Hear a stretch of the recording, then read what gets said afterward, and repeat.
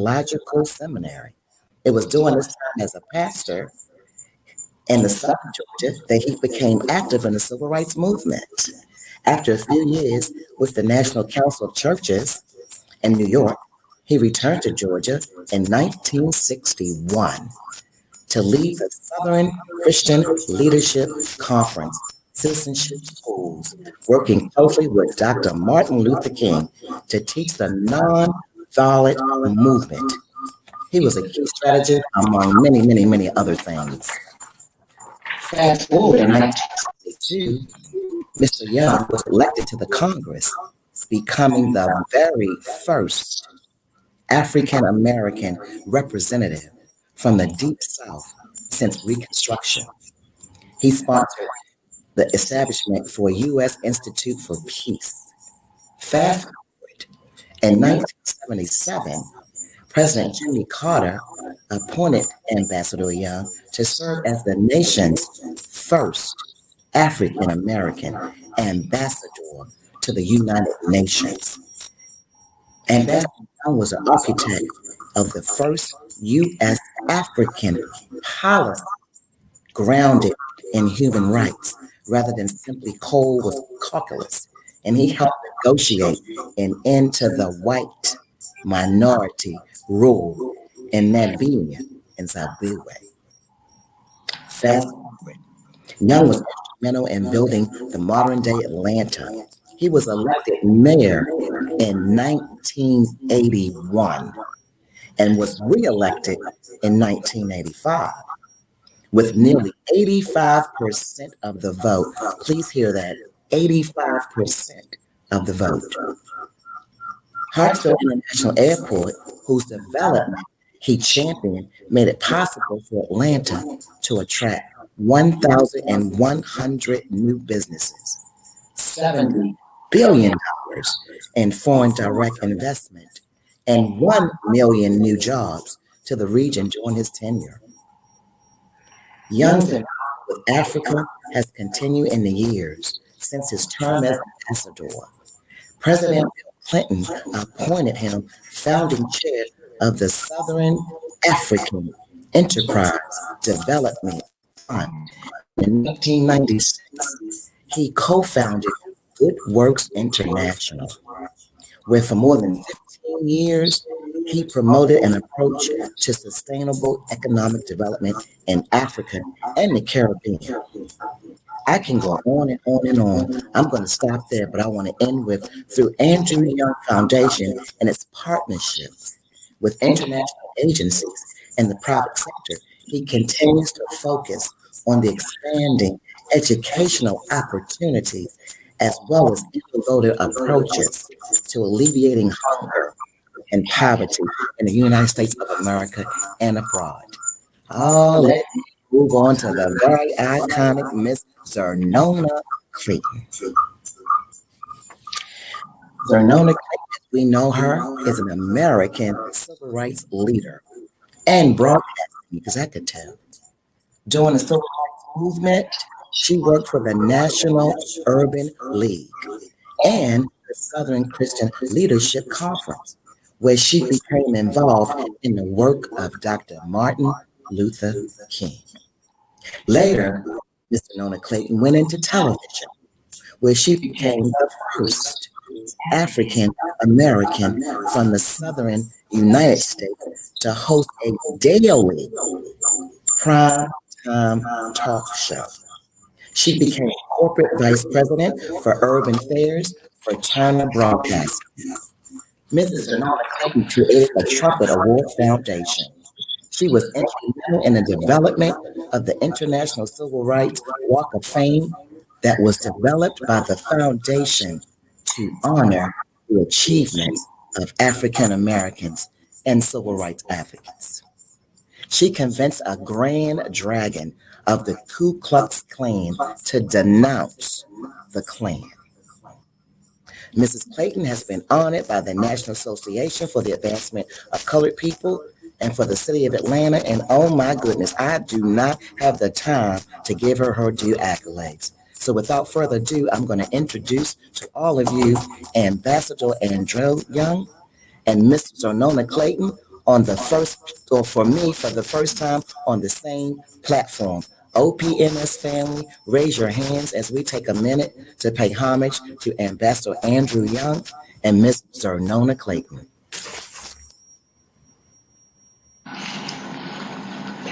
Thank you.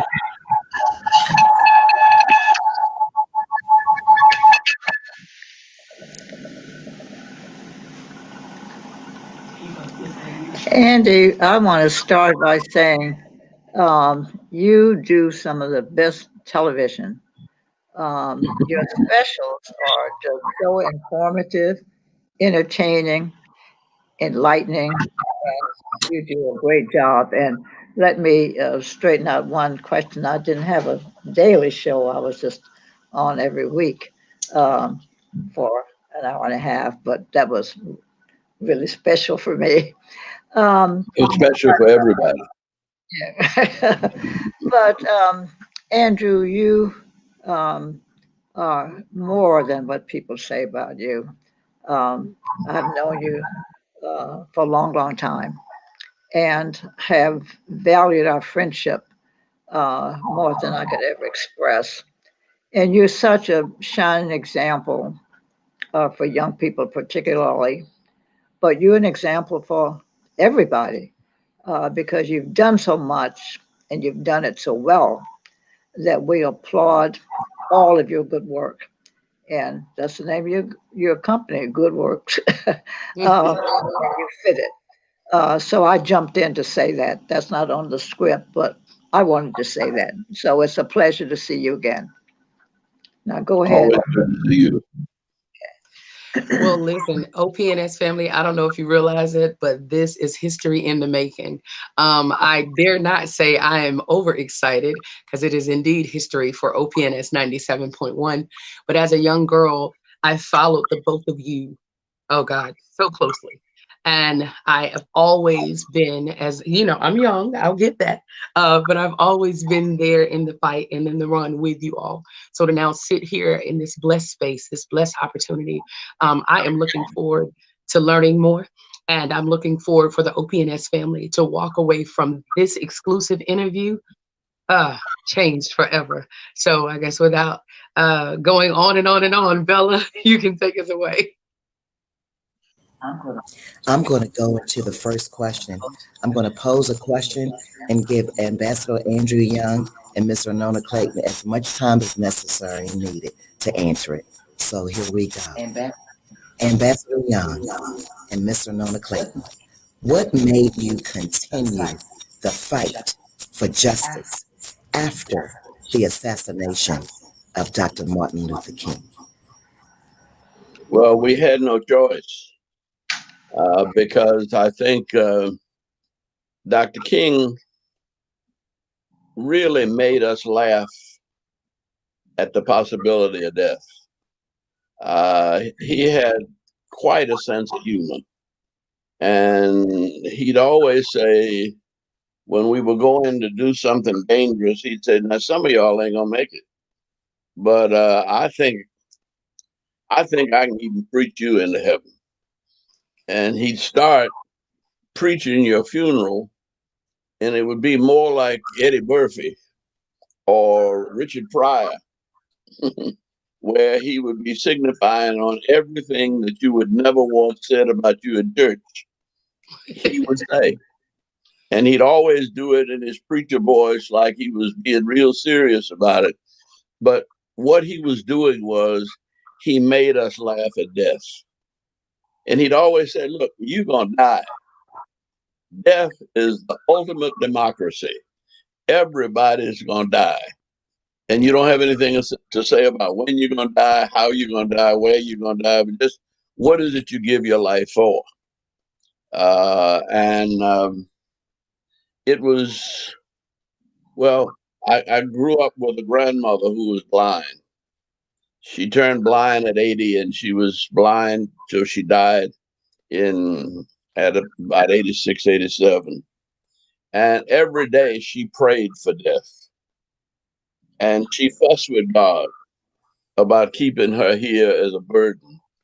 And I think that growing up with people like that you realize that this life is just a passage through to a life beyond. And Martin would say, look, we might not make it to 40, but it's going to take at least 100 years to get this country straight. And there's no quitting.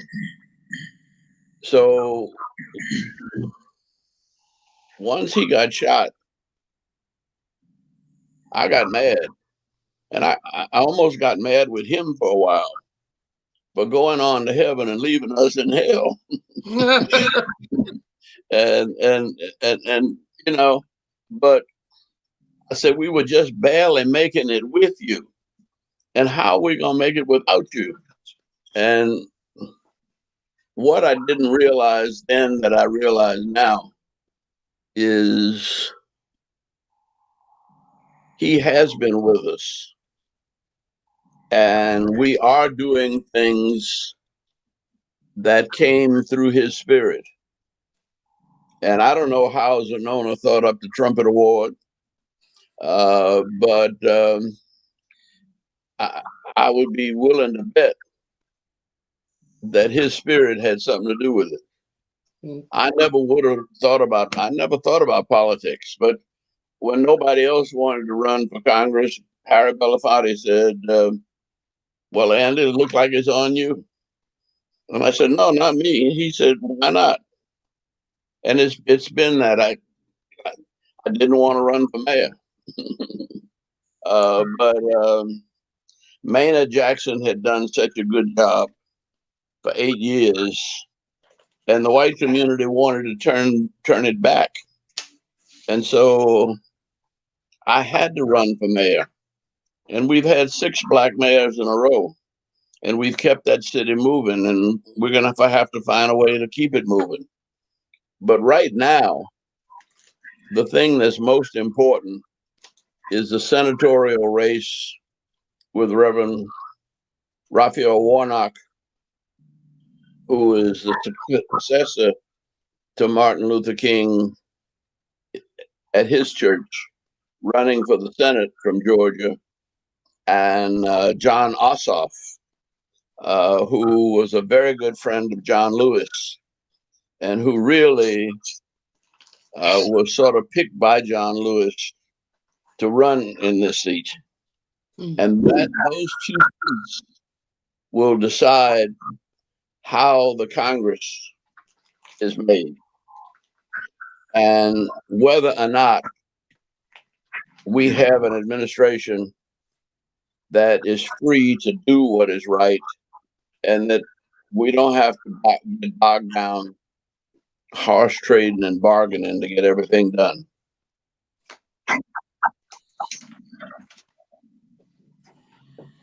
Amazing. Miss Clayton, the same question to you. Yes. How is it that you found the drive to keep going after the assassination of Dr. King? When I look at your question, it said what made you continue the fight for justice after the assassination. Well, we hadn't won the fight. Trying to get justice is something we're still working on. But Andy, when you mentioned Dr. King's possible influence of my creating the Trumpet Award, you were right. He used to say, I heard him say one time that he just didn't think that all white people love to hate, and that's why they hate us, because they just love to hate. He felt that some white people might hate us because they just didn't know us. They didn't know our contributions. We've been in servitude a long time, but we've been contributing also a long time.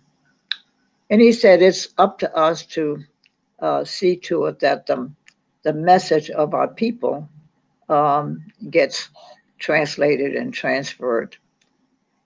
And so when I came up with the idea, I kept hearing Dr. King's voice, like, help them understand. And I was proven right when, after we'd been on the air about 2 or 3 years, I got a call from the first white person, several called, but I got the first call from a woman who said she grew up hating all black people because she was taught by her parents that we were all lazy. We didn't want to do anything. We were just siphoning from the coffers and contributing nothing. And it wasn't until she just caught a glimpse of the Trumpet Awards and got interested in it. And then it piqued her interest to the point that she started digging for more information about Black people. And then she became a loyal fan of the Trumpet Awards. And she said to me, I've learned to appreciate now that everybody wasn't lazy, that the contributions are vast. And I have two little girls. One is 3 and one is 5. And I don't want them to grow up in the same ignorance that I've grown up in.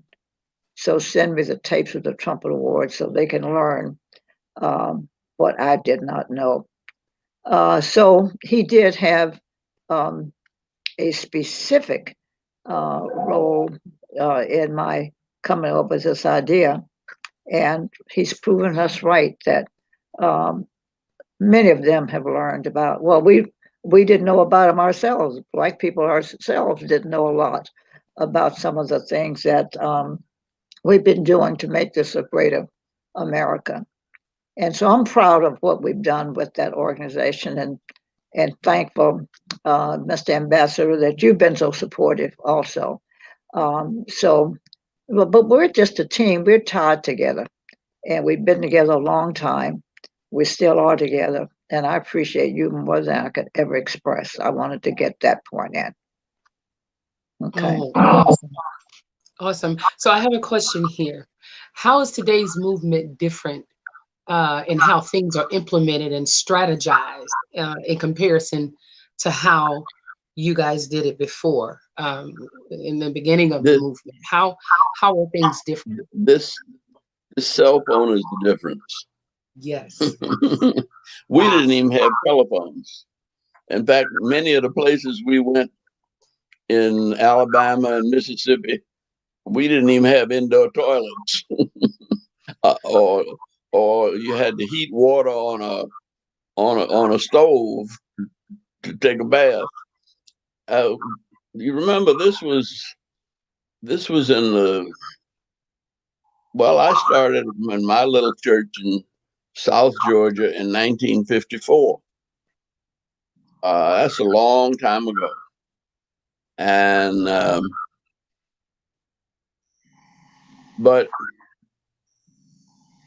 because it took us so long to get people organized, we also took the time to get ourselves together to decide what was it we wanted, what was it we needed, and who are the people in the white power structure that are most likely to work with us. And I think that we all responded, particularly to the death of George Floyd. We had to sit there for 8 minutes and 46 seconds and watch him die. And that organized the whole world. So, whereas when Dr. King went to jail in Birmingham, we only had 55 people ready to go with him. And they had 50,000 in any city you want to find. In fact, they had thousands of people marching all the way down under the earth in New Zealand. And I think we got Birmingham's attention, and that got us the president's attention in the White House. But I think Black Lives Matter got the world's attention, and it has taken them or us into what I think to be the most important phase of the movement, and that is integrating the money. We said we would redeem the soul of America from the triple evils of racism and poverty. We made a lot of progress on legal racism, but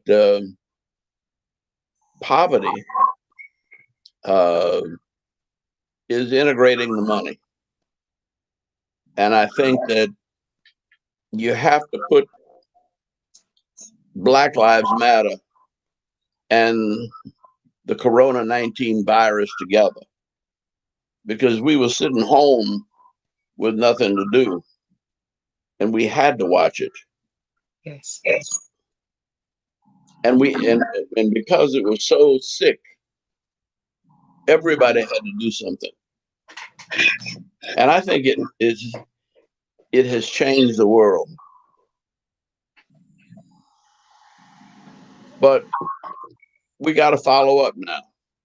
We've got to follow up with this, especially this election we have here in Georgia. And we also have a state election, because we have to operate. We're doing fairly well at the local level, and now we're doing fairly well at the national level. But at the state level, once we get something done nationally and locally, people come along and upset it at the state level. So that's why we have to we have to make sure that we're voting in every election, because voting is who's sitting at the table representing you when the money's divided up. And if there's nobody sitting there representing you when the money's dividing up, then you don't ever get your share. Andy, when you talk about this election, I was so encouraged when I saw black people, particularly, lined up waiting to vote. And the lines were long, and it was getting late in the day. And some of the people were interviewed, and they said, "How long are you going to stay here?" And people were saying, "I'm going to stay in this line until I get a chance to vote. This is my moment." I was very encouraged by this, that there was a time when we had trouble getting people out of bed just to go to bed or go to vote, with excuses for not voting. And now we've got people, as John Lewis would say, he wanted us to vote like we'd never voted before. And we did. Um, the numbers were very impressive. But I'm concerned, like you are, that we've got another leg of this trip to make. And that's um, the finals.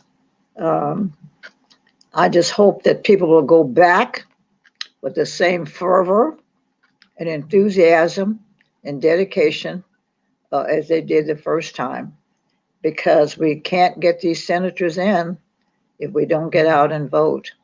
And I'm hoping, somehow I'm feeling that we will. I was saying to somebody a while ago that if you don't vote, you're voting anyway, because your vote would have gone to somebody else, or ends up going someplace else if you don't cast your favorite. Um, we have to vote. There's just absolutely no substitute um, way of saying it, except we must have the same dedication that we had the first year, and that was pretty impressive. Amen. Amen. Ambassador Young and Miss Clayton, if you could sit in front of the youth, I want to talk a little bit about the young people. And some of them feel that their vote doesn't matter. Some of them feel that they don't need to vote at all. And a lot of them feel like they don't have a leader. What could Well, you could speak to the young people who are out there? let me say that I get upset when we talk like that, because here's somebody that was trying to take your mama's health care, your children's food stamps, see, and cut your granddaddy off of Social Security. Come on. And you're going to sit there and say, I'm not going to do anything? Come on. I'm sorry. You got to do better than that. You're not even a human being if you don't have sense enough to defend your parents and your children and your grandparents. And that's what we do. You can act the fool yourself, but don't mess up the lives of a whole generation of young people. And the election will decide about education. And they decide by third grade how many people are going to be going to college and how many people are going to be going to jail. And you can vote yourself out of jail. You can vote to have a criminal justice system. And I think one of the good things about the group that we've elected, and also one of the good things about being forced face up to the people who have given their lives all the way back to Emmett Till in 1955, and Goodman and Cheney and Schwerner in Mississippi, and Medgar Evers and Malcolm X and Martin Luther King. None of those people deserve to die. And they were trying to help make this country and this world a better place. And the truth of it is, it's much better now than it was when most of us were growing up.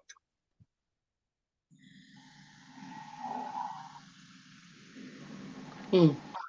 I'm sitting and I'm listening and I'm in awe.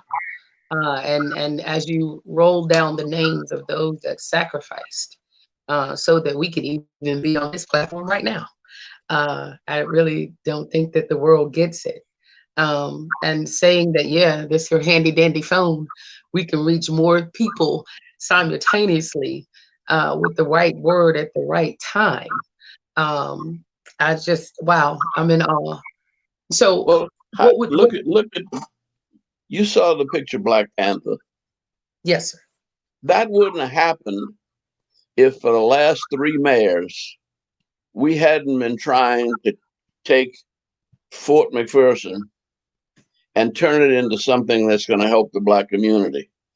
And when Tyler Perry came to Atlanta, he was homeless and he was sleeping in his car. But he had a vision, and he started doing these plays in church with Medea and all. And as he caught on, we were able to use the voting power of the city of Atlanta and of the Congress of the United States, where John Lewis was in Congress, and and we were able to see that army base transferred. And 2 years ago, before the virus, they made $9.2 billion out there, and there were 32,000 jobs. See, now that ain't play money. Right. And the lady who used to do my wife's hair, uh, you know, she said, "I'm sorry, uh, I'm going out here, and when I work with Tyler Perry, I got to stay on the set, and I might have to stay there all night long. Um, but I'm making more in a week than I made uh, in a year in my beauty shop." So, and not that it's the money only, but the movie Black Panther and the movies that Chadwick Boseman did. They weren't done out there, but on Thurgood Marshall, on Jackie Robinson, on James Brown. See, uh, that our young people are getting a better education. My wife went out with some friends of hers, and one of the rappers, T.I. uh, Harris, um, had a long line of people in his neighborhood, and he was passing out boxes of turkeys and dressing and food for the holidays. And these kids are making a lot of money, and they really do know that they owe a lot to their communities, and they're trying to give back and pass on the blessings to their communities. And now they pretty much all got together and, well, we would have flatbed trucks and drive around the community when people lived in the projects. And we started playing and had a band on the back of the truck, and everybody would come out, and we'd have a street dance for about a half hour. And that was the way we got people revved up to get out and vote. It's a little harder, but they're doing it through automation, and they're doing it through computers and cell phones. But there's a lot of action going on that we don't see. And I think that, I think that we will win, not just because they're one party or the other, but we're voting for the smartest, and we're voting for the most dedicated, and we're voting for the people who want to make the world better for the least of these God's children, and not just looking out for themselves. Yes, sir. I totally agree. Miss Clayton, how do you feel that in this today's time, with everything that he just said, there's so many things that are going unnoticed and things that we don't see? You know, is it a good idea to go, I guess, as you can say, back to the old landmark, the old way things were being done, to take and reach people more impactful? Well, I'm not sure. Do you have to make a comparison or a contrast? Um, I've watched today and I watched yesterday when thousands, thousands of people were in line waiting to get food boxes. Um, but there was somebody there to issue them. Um, and I think that was the blessing, the people who wanted to help feed people, uh, churches, and individuals, as Andy just mentioned. Um, I went to the store yesterday, and a lady was saying that she had gone over to Perry um, Studio um, the night before to get in line. And while she was in line, um, she realized that this is going to be a long wait because there were thousands. People are hurting. Yes. People know now because of the conditions of our society today, people don't have jobs. They are wanting. I saw a woman today say on television, I never thought I'd be in a line waiting for a free meal, but she is. But we've got people now who are just happy to be able to help feed the hungry. And I'm happy to see it that we care about each other. We haven't lost that concern for the least of these. And it fills me with joy to see it. Mm. Bella? There's so many questions to ask and so little time tonight. But what I wanted to find out, Ambassador Young and Mr. Nona Clayton, if we were to do a call to action to the audience who we're talking to now, if you were to give a call to action to the continuing movement of today, what would that be, Ambassador? Well, just before Martin Luther King went to Memphis, he met with a group of us and said, we've got to take the energy that's in the streets and we've got to take it to the ballot box. Mm. And I think that's still the place to go from the streets. But then we've got to begin to work together. Like one of the things I see now that we didn't used to see, one young man took a knee, uh, and now the whole NFL and the whole NBA and the Women's Basketball Association, all of them are finding some way to speak out and to act out against racism. And this movement is being a success. And you know, it's up and down. There's no straight road to heaven. And if it was, most of us ain't ready to go there yet now anyway. And so we had a little setback. Um, we had a little setback with the election, and but we won the election. But they're still making you recount. But I don't care how much they recount, they can't overcome. I think that the Republicans had 70 million people and the Democrats had 77 million people. Well, that's a big gap. And they're beginning to realize it. And they're starting to name the positions of people who are going to run the government. And several of them are people who were with Obama's administration.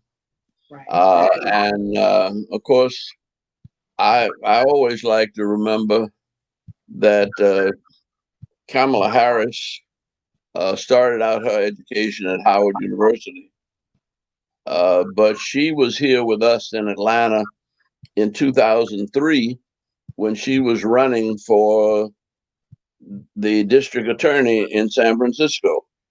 And we helped have a fundraiser to start her political career. And to see her go this far. And right now, this is an awkward period to see where things are going.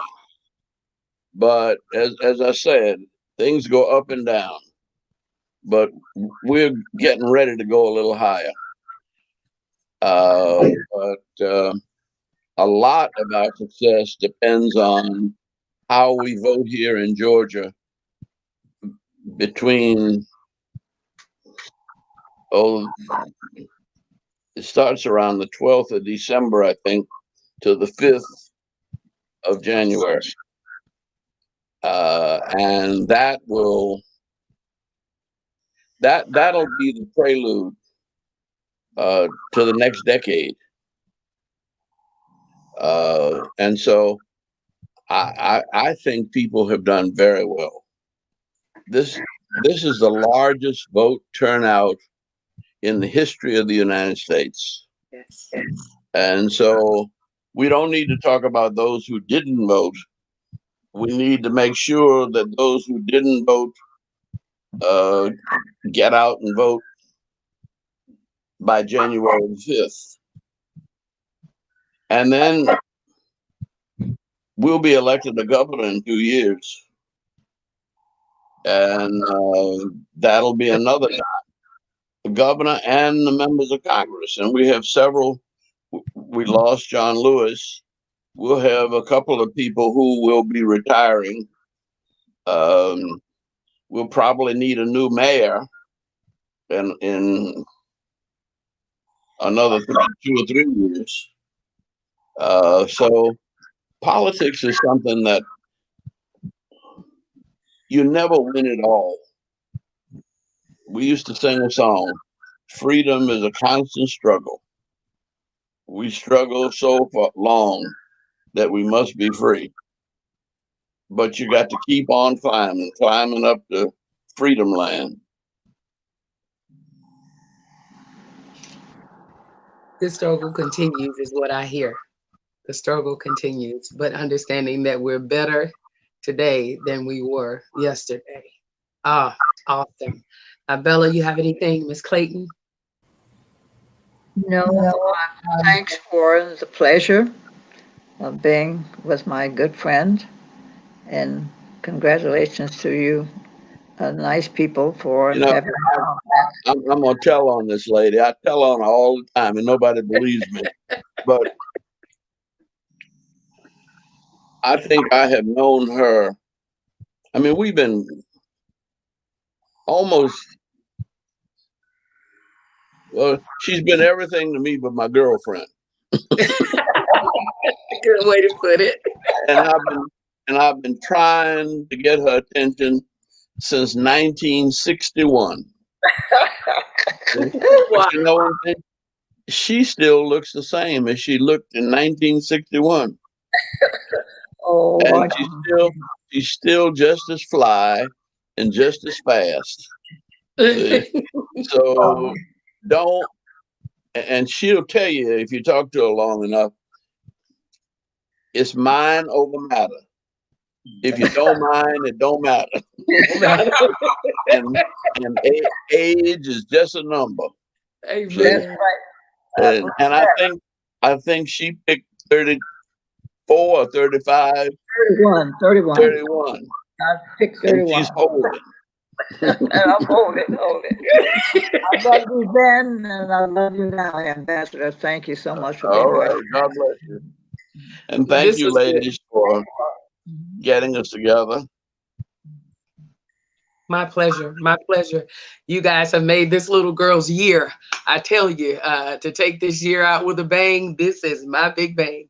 Thank you so very much for not considering it robbery to feed us, because there's a lot of us out here are hungry for the knowledge, the wisdom that you have to help us continue this fight that you guys were so involved in so long ago. So I thank you.